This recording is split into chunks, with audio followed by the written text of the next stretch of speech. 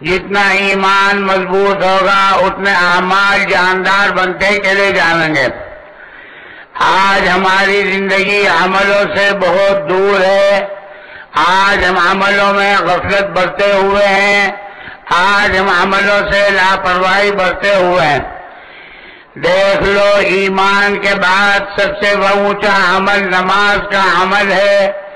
کتنے اللہ کے بندے ایسے ہیں جو نماز سے غفلت برتتے ہیں، نماز سے لاپرواہی برتتے ہیں۔ حالانکہ آخرت کے اندر آدمی سے سب سے پہلے نماز ہی کے بارے میں سوال ہوگا۔ اگر نماز صحیح نکل آئی تو اور اعمال بھی صحیح نکل آئیں گے، اور اگر نماز کے اندر کمی کوتاہی رہی تو اور اعمال کے اندر بھی پیچھے رہ جائیں گے۔ اس لیے آج سے سارا مجمع اس بات کا عہد کرے کہ انشاءاللہ موت تک نماز نہیں چھوڑیں گے۔ خود اپنی ذات سے محنت کرنا ہے اور محنت کر کے اپنے بھائیوں کو اس کے اوپر لانا ہے۔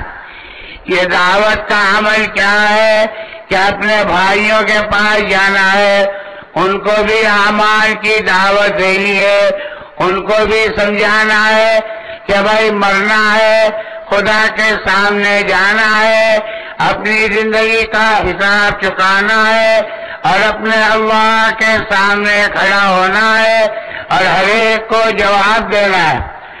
اور جس کے پاس جائیں اس کے ساتھ پیار سے محبت سے بات کریں، کسی کو حقیر نہ سمجھیں، کسی کو ذلیل نہ سمجھیں، کسی کو اپنے سے کمتر نہ سمجھیں۔ نہ معلوم اس بھائی کا خدا پاک کے یہاں کیا مقام ہے، کیا درجہ ہے، اس لیے بات کریں عظمت کے ساتھ، محبت کے ساتھ، پیار کے ساتھ۔ آدمی جب پیار محبت سے بات کرتا ہے تو دل کے اندر اتر جاتی ہے، اور آدمی اگر احکامات جاری کرے، حکم چلائے، سختی کرے تو اس سے بات دل کے اندر نہیں اترتی۔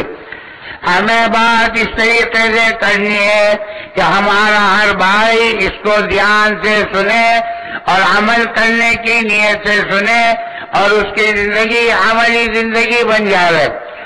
ایک تو یہ محنت ہے کہ ہمیں اپنی ذات سے ان اعمال کو کرنا ہے، دعوت، تعلیم، نماز، قرآن، تسبیح، اپنے ساتھیوں کی خدمت، اپنے امیر کی اطاعت اور گشتوں کے ذریعے اپنے بھائیوں کو مسجد میں لانا، یہ چند اعمال ہے، اور یہ چند اعمال یہ پورا دین نہیں ہے، یہ پورے دین پر آنے کا ایک راستہ ہے۔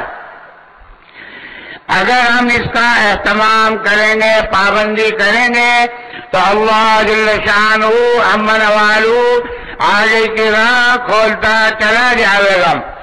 خود اپنی ذات سے کرنا ہے، اپنے بھائیوں کو اس پر لانا ہے، کیونکہ ہر انسان کے ساتھ دو نسبتیں لگی ہوئی ہیں، ایک خدا کا بندہ ہونے کی نسبت، ایک نبی کا امتی ہونے کی نسبت۔ تو خدا کا بندہ ہونے کے ناطے ہمیں ان اعمال کو اپنی ذات سے کرنا ہے، اور نبی کا امتی ہونے کے ناطے ہمیں اپنے بھائیوں کو اس کے اوپر لانا۔ یہ تو دن کی محنت ہے، لیکن اس محنت کے اندر جان پڑے گی وہ رات کی دعاؤں سے اور رات کے رونے سے اور رات کے مانگنے سے پڑے گی۔ اگر ہم نے راتوں کے اٹھنے کا اہتمام کیا، راتوں کو رونے کا اہتمام کیا، تو اللہ جل شانہ امن والو کی رحمت رات کے وقت اپنے بندوں کی طرف خاص طور سے متوجہ ہوتی ہے، بلکہ اس وقت کے اندر اعلان ہوتا ہے کوئی مانگنے والا، ہے کوئی سوال کرنے والا، ہے کوئی مغفرت طلب کرنے والا، نہ معلوم کس کا آنسو خدا پاک کو پسند آ جائے اور کس کے رونے پر اللہ جل شانہ ہدایت کا دروازے کھول دے۔ اللہ کو اپنے بندے کا رونا خدا پاک کو اپنے بندے کا آنسو بہانا بہت محبوب ہے، بہت پسند ہے۔ کہتے ہیں کہ جب بارش برستی ہے تو زمین گل گلزار بنتی ہے، بچہ جب روتا ہے تو ماں سارے کام چھوڑ دیتی ہے اور اپنے بچے کی طرف متوجہ ہو جاتی ہے۔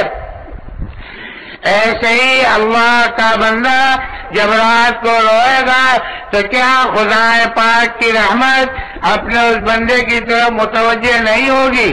یقیناً اس کی طرف متوجہ ہوگی۔